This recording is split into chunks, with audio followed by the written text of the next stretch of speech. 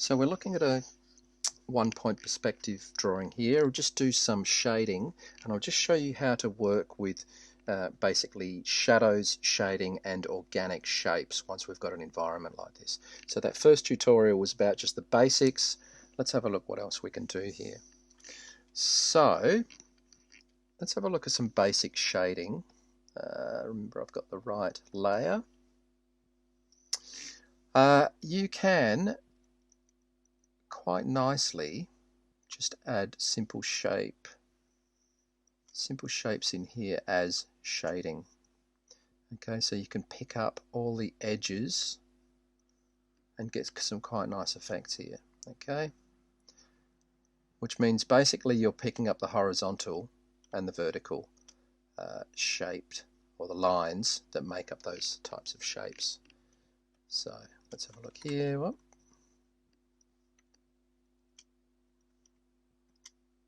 So you can do some nice shading here.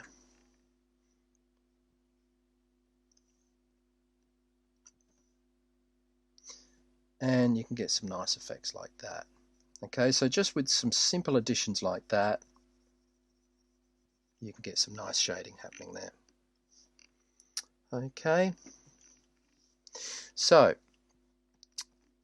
with something like a shadow, let's do a shadow one side.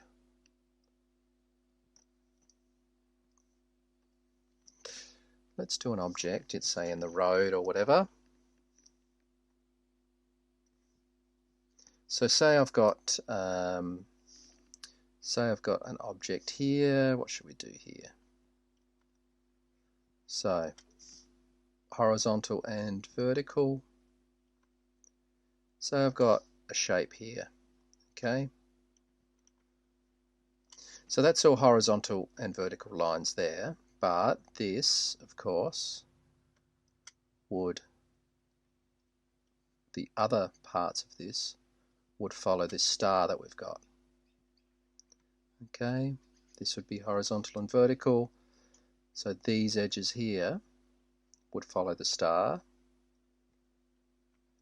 Okay, and the rest of them would be horizontal and vertical. So doing something like that, say it's a tiny little car or something like that. Alright, so that these are horizontal and vertical, and these going away from you essentially, these lines here, are all following that star. So in your shadows, you would follow, let's have a look, how are we going here? Your shadows would do the same. So the shadows in an environment like this would follow the system that we've set up. So something like this, and I'm not going to describe the shape terribly well, we'll just do a rough idea. So your shadow would be something like this. Okay.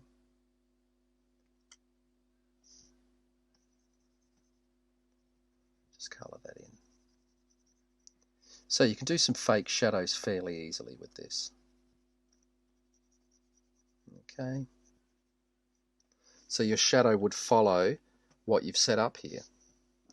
I might just drop that shadow down a bit. And if you take that off, see, so the shadows and other things can follow this thing that you've set up. Okay, let's get some organic shapes happening here. With these guides, I will do some, let's have a look here. Alright,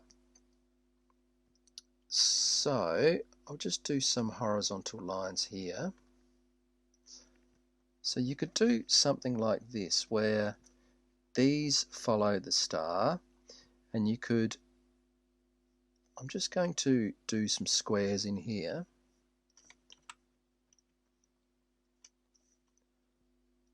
Okay,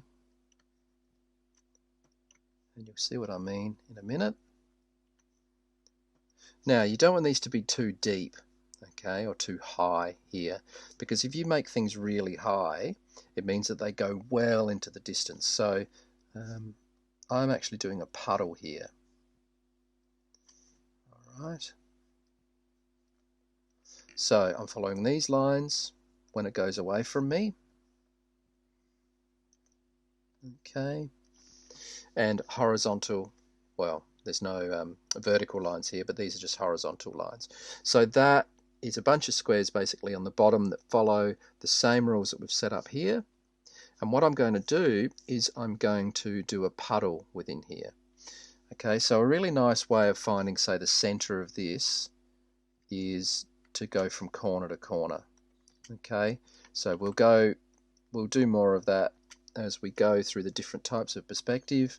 But you can see when you're doing something like this, how the center of a square like this in perspective is not in the center here, it's a little higher.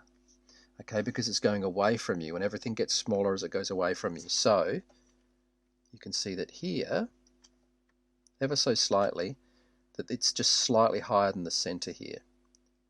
Okay, so doing organic shapes, you set up these little areas like this. Same as up here, if I'm doing clouds,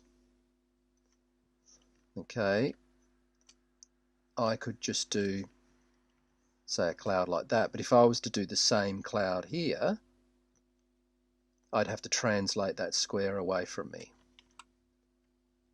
following these guides, okay? So it would be something like that from each corner. All right, and then the rest would be horizontal and vertical according to where those lines turn up. All right, so the one cloud here would be there, that same cloud in another spot further away from you would be there. All right, same with this down here, and then we could find centers and stuff here. But really, here is all about ellipses. We've got this square sitting to this plane, and we've got basically this just not necessarily adhering to a plane or a surface, but this is more about size up here, and this is more about, well, if you think about how you're going to do circular sort of stuff to give you a guide, this is how you would do it down below. Okay, so when you're drawing this stuff, let's do a drawing of a cloud, for instance. You can just use the guide, and that same cloud, you know, line would be thinner and everything else. But that same cloud, the line would probably be thinner here. A cloud up here would be that big, a cloud there would be that big. And then you'd probably just shift that over. Okay, let's get back to this. All right, so if you've set up different things like this down below here, it means that when you do ellipses down here, they can follow some sort of plan. Okay, so when they go backwards, I mean, you could do, you know, you could set things up like this to really make sure that it gets smaller as it goes back. But essentially, so if you were to do a circle here, for instance, okay, you would do something like this. So that is a circle and a square in perspective. Alright, so circles in perspective where you're picking up the center of each of the sides and you're doing a little curve. Alright, and this is really how you get some of those, I was going to say accurate ellipses, drawing really roughly here. That's how you make sure you get organic shapes sitting on that plane properly, okay, when you give yourself squares like this that sit to the plane and follow the rules that we've set up. So my drawing here,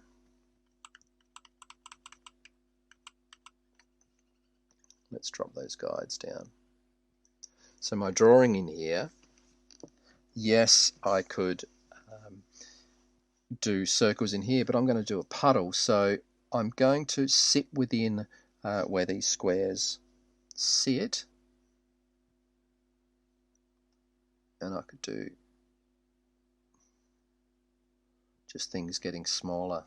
Oh, let's do that a bit more accurately.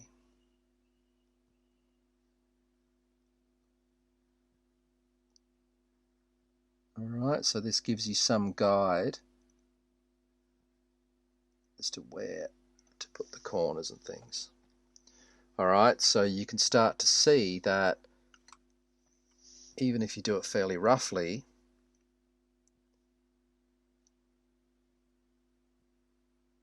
you can just do smaller and smaller ellipses as you go, and you can get some really nice puddles in there.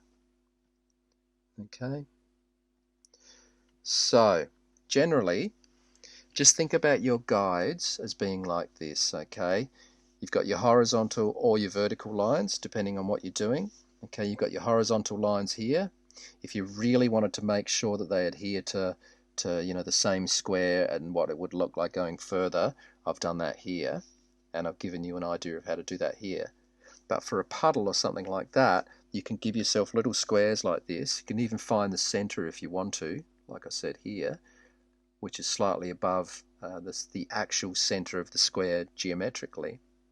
And then you can sculpt little organic shapes out of different squares that you set up through here to make sure that you're adhering to at least some sort of logic when you go and work to the things that you've set up here. Okay. So, some ways that we do puddles. So, give it a shot, see how you go,